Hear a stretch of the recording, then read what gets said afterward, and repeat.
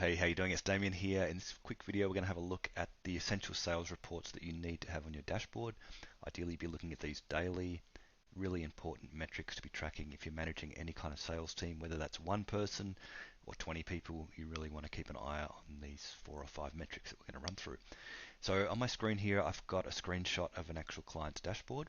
Now, when we set our clients up with a CRM, we use HubSpot by default. This is our choice of preference of CRM for most of our clients. First thing we do, we add their sales team to HubSpot. We give them all the tools they need to track everything, such as making sure they're logging their phone calls, the emails back and forth, and booking meetings and everything through HubSpot, so that nothing is happening outside of the CRM that we can't track.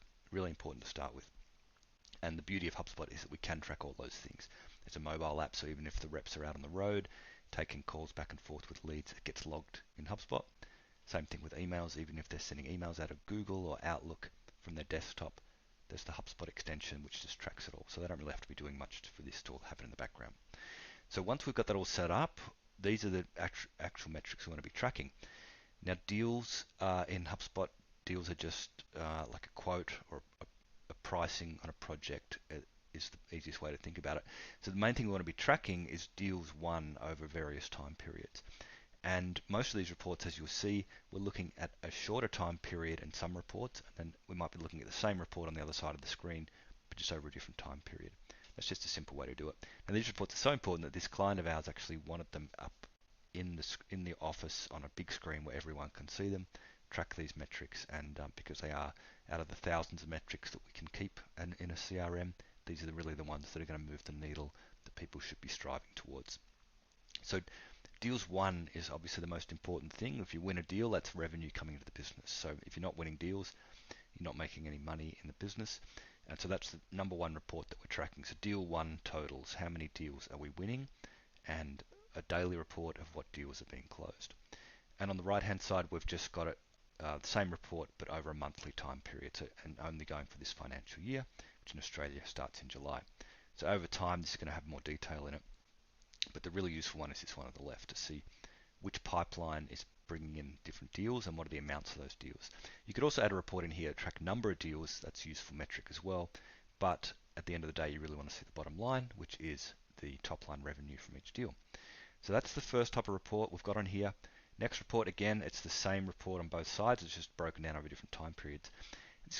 Like I said, even if you've only got one salesperson, really important that you're tracking their activities.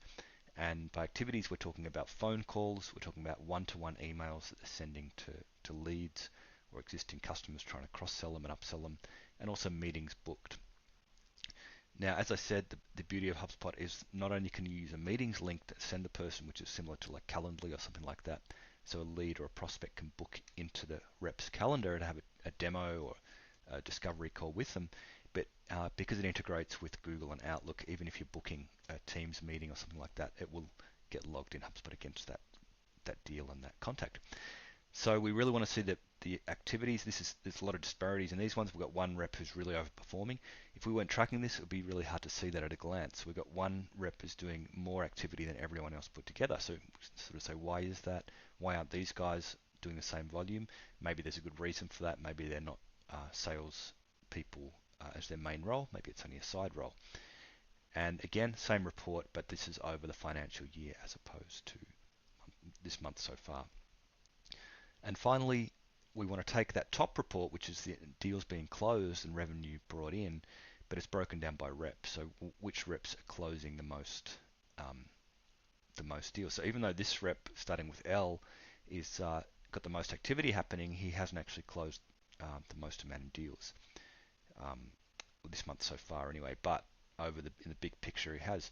So you can see that when you start looking at these metrics in this way, it's 6 simple reports. It doesn't take long to set this up in HubSpot. Most of these are sort of just default built-in reports.